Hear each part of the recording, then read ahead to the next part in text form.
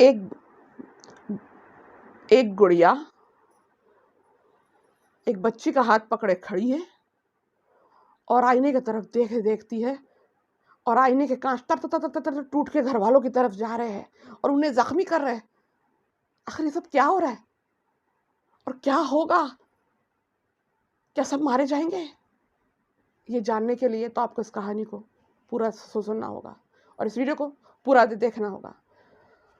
तो वीडियो शुरू करने से पहले मेरा इंट्रोडक्शन, मैं हूँ हफ्सा और आप देख रहे हैं Hindi horror stories bye Hafsa YouTube channel. और ये जो कहानी है जो इसका मैं आज लेकर आई हूँ, तीसरा और आखिरी पार्ट, इसका नाम है शैतानी गुड़िया सोफ़ी। इसके पहले के 2 पार्ट हैं जिसके लिंक आपको वीडियो के नीचे डिस्क्रिप्शन में मिल जाएंगी। आप जाके उन 2 पार्ट्स को भी देख लेना, वरना कहानी आपको बराबर समझ में नहीं आएगी। तो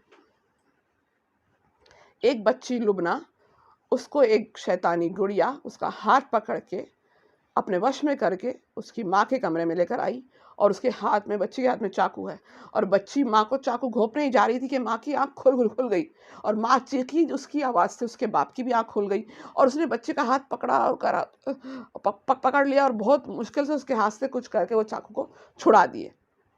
चाकू को छुड़ा तो दिए, लेकिन वो तभी वो बच्ची की आंखें एकदम लाल लाल हो जाती है और वो बोलती है, अब कोई नहीं बचेगा, अब कोई नहीं बचेगा। और साथ में गुड़िया के भी मुंह हिलते जाते हैं, यानी जो गुड़िया बोल रही है वही बच्ची बोल रही है।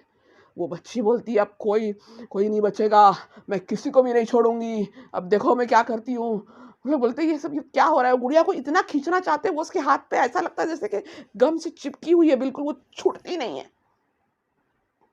बहुत खींचते लेकिन वो छूटती नहीं। तभी वो गुड़िया क्या करती, ऊपर पंखे की तरफ देखती, और तो पंखा कट आता। गुड़िया की ऐसी देखने से आंख में से ऐसी रोशनी निकलती तो, और वो पंखा कट के इन दोनों हस्बैंड वाइफ की तरफ आता रहता। वो लोग वहां से भागते, तभी उसकी उस बच्ची की दादी ये सब देख लेती, बाहर खड़े रहकर। वो भागती जाती, उसके पास जमजम रहता। वो घर अपने कमरे में जाती, जमजम का पानी लाके, अभी वो आने ही वाला रहता उनकी तरफ पंखा, उनका गर्दन पे काटने को वो जमजम उस पर फेंकती। जैसी जमजम फेंकती वो पंखा नीचे गिर जाता।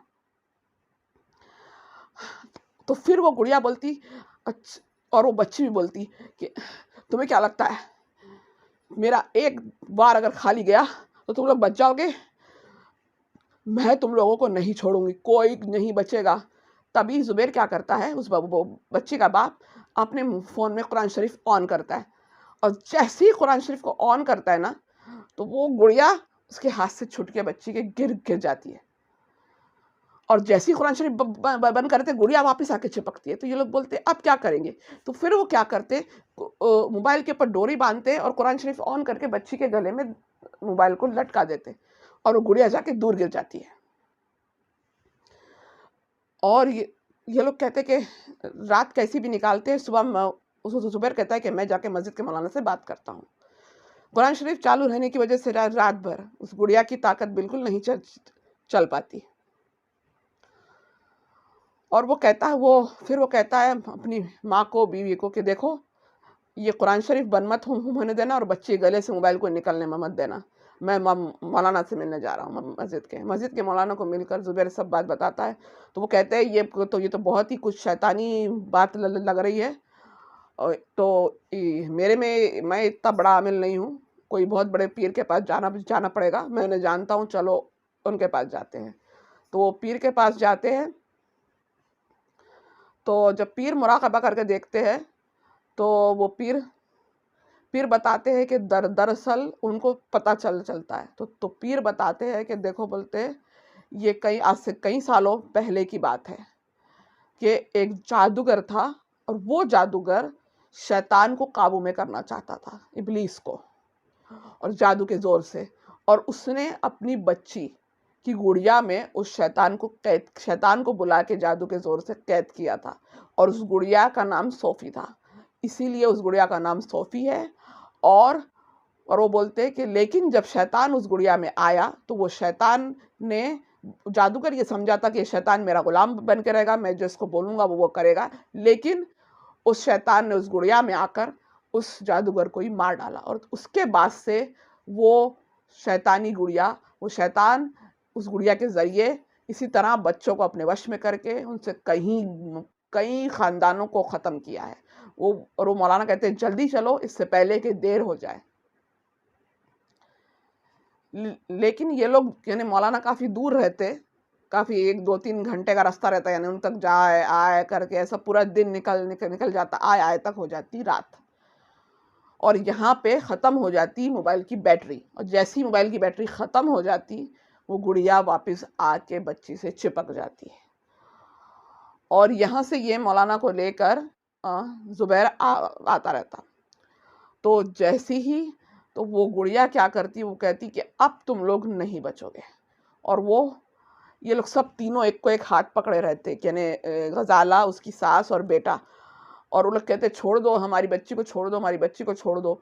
तो बच्ची भी कहती अब तुम लोग नहीं बचोगे। और वो गुड़िया ऐसी देखती आईने की तरफ, और घर में जितने भी आईने रहते वो तर टूट के उनकी तरफ आते। वो बचते बचाते भागते रहते।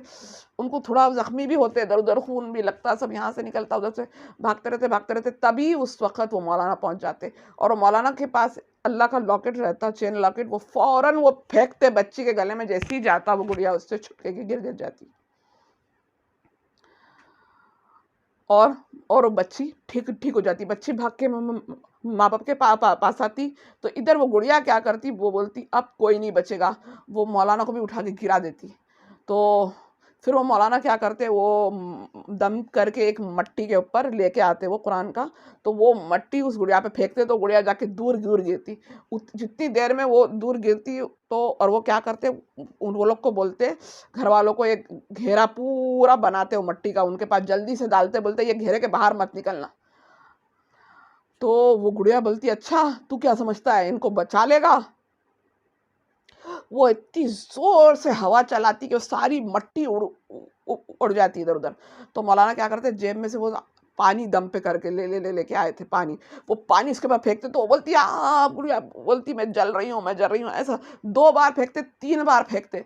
तीसरी बार जब वो फेंकते तो वो करके तड़प के जमीन पे ऐसी सीधी हो जाती गुड़िया। तो मौलाना बोलते जल्दी जाओ घासलेट लेके आओ, और मेरे को अमल करके इसको अभी के अभी जलाना होगा। इससे अगर वो पानी सूख गया तो ये दोबारा उठ के खड़ी हो जाएगी और दोबारा सताएगी। तो जल्दी से वो लोग घासलेट लाते, और मौलाना दम करके माचिस पे दम करके उसको जला देते, और उसकी राख को भी ले जाके पूरी एक वो पोटली में बांध के समुंदर में फेंक देते। और इस तरह से वो सब लोग उस शैतानी गुड़िया से बच जाते, और उस शैतानी गुड़िया का खेल खत्म हो जाता।